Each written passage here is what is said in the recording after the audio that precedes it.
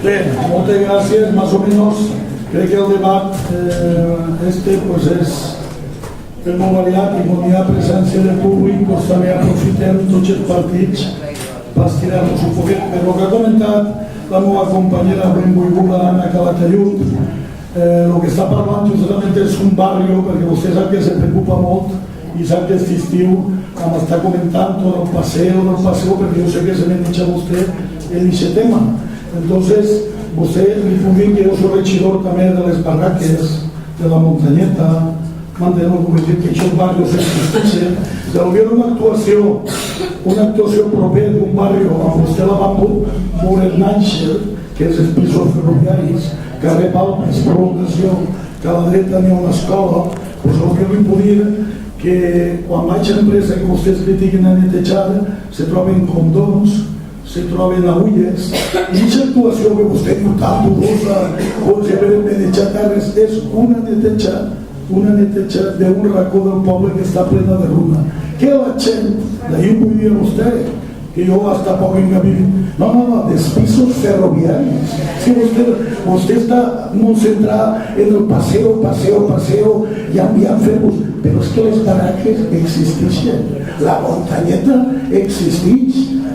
Quan va la gent a l'Almacén a Ripoll té llum, i per la nit quan van a treballar de bon matí tenen llum, i entonces un racó que està plena de runa, que no han fet ningú moviment de res, i decidim en una zona urbanitzable, i crec que queden unes en una zona no urbanitzable, vostè ho vet, però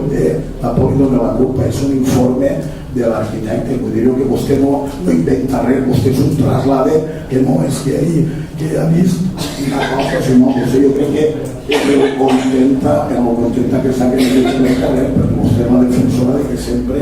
el poble se té que estar bé, i l'únic que ha fet és un racó, l'han netejat, perquè està proper d'una escola, d'un veïnat. Però bueno, jo quan vostè parla no l'interrompís, però vostè a lo millor, com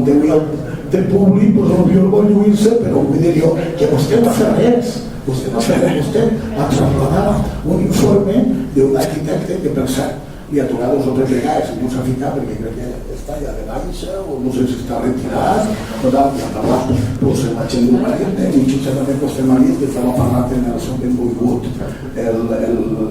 l'aparellador, el senyor Xinet, i m'ha informat, diu, si és que ahir no passa res, ahir heu netejat, heu fet l'únic que pot haver una farola, i no s'hi han ficat 6, 7 o 8, jo el que sé és que la gent del barri m'ha felicitat, potser la gent del paseo l'ha felicitat, però la gent que està xafant les caguerades tots els dies, i quan passen els cotxes, la merda de la roda de cotxes s'embruta tota la fatxada, però m'ha felicitat. Tot vostè s'ha guiat per l'informe del senyor Escandell, però ja li dic que el que han fet és una neteja, que a vostè li molesta, però ho sé molt, però vostè també s'ho té que mirar, perquè per un costat diu que el poble està brut i ara que netegem s'enfada, això és el camí. No, però jo el que li demanaria que quan vostè parla jo mai interrompi, però si vol aquesta política a mi m'ha xerrat molt amb vostè perquè és